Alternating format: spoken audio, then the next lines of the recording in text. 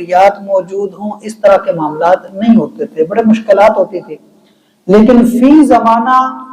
ایک تو سفر کا انداز بدل گیا، پہلے جو دنوں کا سفر ہوتا تھا اب وہ گھنٹوں کے اندر طے ہو جاتا ہے، منٹوں کے اندر بھی طے ہو جاتا ہے،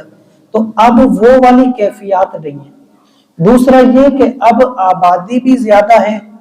اور یہ کہ جگہ جگہ پر جو سہولیات ہیں وہ بھی اس طرح کی موجود ہے۔ تو یہ جو حکم ہے یہ اس صورت میں ہے کہ جہاں بندہ پریشان ہو اور کوئی ذریعہ نہ ہو تو وہاں اس طرح کے معاملات اور رعایت ہوگی جیسے پہلے وقتوں میں ہوتا تھا۔ لیکن اگر سہولیات ہیں بھی صحیح،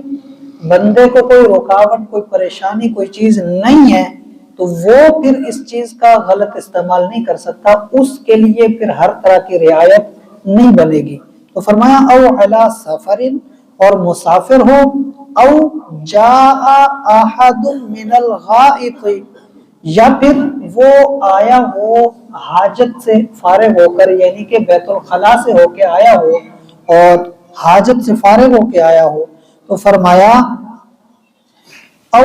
لامستم النساء، یا پھر عورت سے ہو کر آیا ہو، یعنی کہ اپنی بیوی کے ساتھ اپنے حقوق ادا کر کے آیا ہو،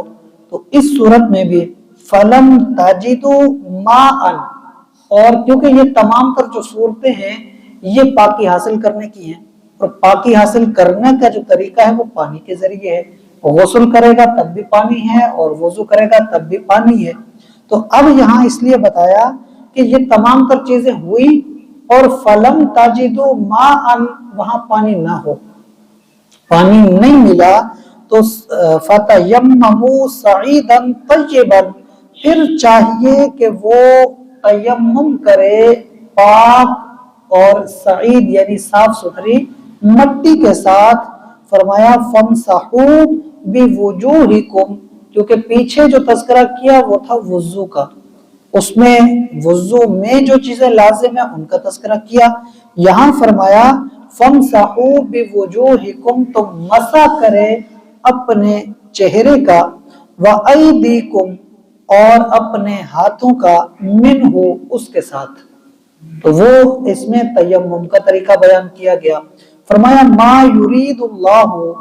اللہ تعالی یہ نہیں چاہتا کہ لیجعل علیکم من حرج، کہ تمہارے لیے کوئی حرج بنے، کوئی تکلیف بنے، کوئی مشکل بنے، اس لیے اللہ تعالیٰ نے یہ رعایت دی ہے کہ پانی نہ ہو تو زیادہ پریشان نہ ہو، بلکہ تیمم کی اجازت مل گئی۔ تو فرمایا وَلَٰكِن يُرِيدُ، بلکہ اللہ یہ ارادہ فرماتا ہے کہ لِيُطَهِّرَكُمْ وَلِيُتِمَّ نِعْمَتَهُ عَلَيْكُمْ لَعَلَّكُمْ تَشْكُرُونَ، کہ اللہ تمہیں پاک کر دے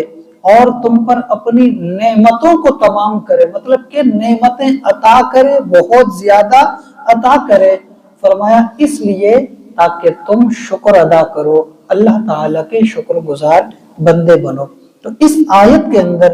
وضو اور تیمم سے متعلق تذکرہ کیا گیا، انشاءاللہ اس کی مزید جو وضاحت ہے ہم آگے کریں گے،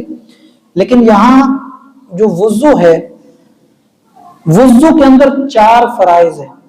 اور یہاں جو ذکر کیا گیا پوری تفصیل کے ساتھ، فرمایا کہ فَغْسِلُوا وُجُوهَكُمْ، پہلے چہرہ، وَأَيْدِيَكُمْ إِلَى الْمَرَافِقِ، کوہنیوں تک اپنے ہاتھ، وَامْسَحُوا بِرُؤُوسِكُمْ، پھر تیسرے نمبر پہ ہے کہ اپنے سروں کا مسح، اور وَأَرْجُلَكُمْ إِلَى الْكَعْبَيْنِ، پھر ہے چوتھے نمبر پہ ٹخنوں سمیت اپنے پاؤں دھونا۔